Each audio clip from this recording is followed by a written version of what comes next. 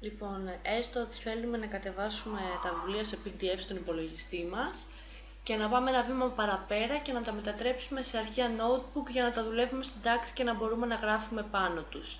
Η διαδικασία είναι εξής. Αν δεν έχουμε τα βιβλία, πάμε εδώ πέρα στο ψηφιακό σχολείο καλύτερα. Με το που μπαίνεις, έχει αλλάξει λίγο η σελίδα. Πας εδώ που λέει ebooks.edu.gr. Σε βγάζει εδώ. Ας πάμε ανατάξη. Πάμε τρίτη. Οκ. Έχει διδακτικά πακέτα, βιβλία PDF. Τα έχει και εμπλουτισμένα. Είναι καλά και αυτά για την τάξη τώρα που έχουμε ίντερνετ. Αλλά εμείς θα θέλουμε τώρα να τα κάνουμε notebook. Έχει επιλογές. Θέλεις να κατεβάσεις το βιβλίο μαθητή, έχει και τα 3 τεύχη σε ένα αρχείο zip και κάνεις τη δουλειά σου.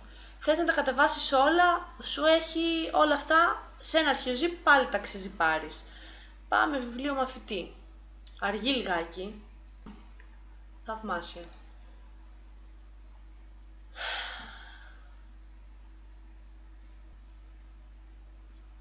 Ωραία. Βιβλίο μαθητή. Πρέπει κάπου λογικό να το έχει όλο. Γιατί το έχει έτσι. Εντάξει, το έχει λίγο ανάποδο. Θα πάρω εγώ για μισό λεπτό. Επειδή είναι ζυπαρισμένα θα το ξεζυπάρω. Για να δούμε. Υπέροχα. Πώς γίνεται αυτό. Πάω πάνω εδώ που λέει αρχείο. Πάτα.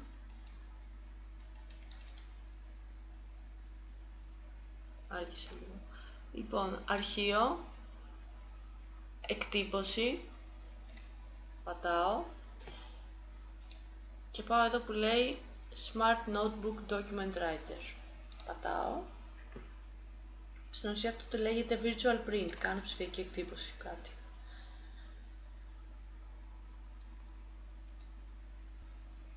Ωραία.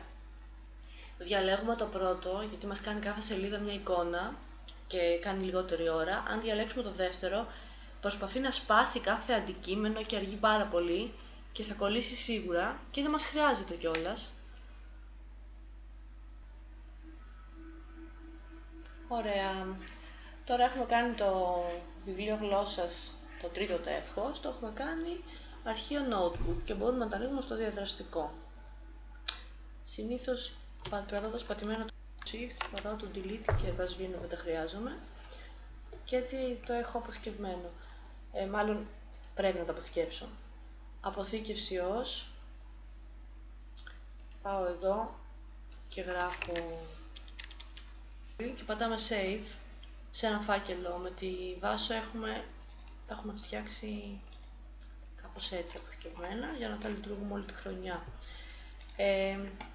Και τα έχουμε αποθηκευμένα. Λοιπόν, τώρα μπορείτε να πάρετε κάθε σελιδούλα. Να πω και αυτό. Αν σας φεύγει, γιατί τώρα αυτό το πράγμα δεν είναι σταθερό, μπορείτε να το κάνετε έτσι. Να πάτε εδώ πάνω, κλείδωμα και δεν θα κουνιέται πλέον. Γιατί είναι λίγο σπαστικό να πας να κάνεις μάθημα και να κάνει έτσι. Αλλά δυστυχώς αυτό πρέπει να το κάνετε σε κάθε σελίδα. Οπότε κάθε φορά που θα μπαίνετε σε καινούργια σελίδα, για να μην κουνιέται ή για να διώξετε αν θέλετε αυτό να έχετε πιο πολύ χώρο, μπορείτε να κάνετε το εξής, κλείδωμα. Και δουλεύετε. Τώρα επειδή αυτά τα βιβλία φαντάζομαι δεν θέλει να κάνετε αυτή τη δουλειά κάθε χρόνο, όταν κλείνετε το notebook μην αποθηκεύετε αυτά που έχετε γράψει. Ή αν θέλετε να τα αποθηκεύσετε, κάντε copy τα άδεια notebook κάπου να τα έχετε και κρατήστε ημερολόγιο μιας χρονιάς τι γράψατε. Αυτά εν ολίγης.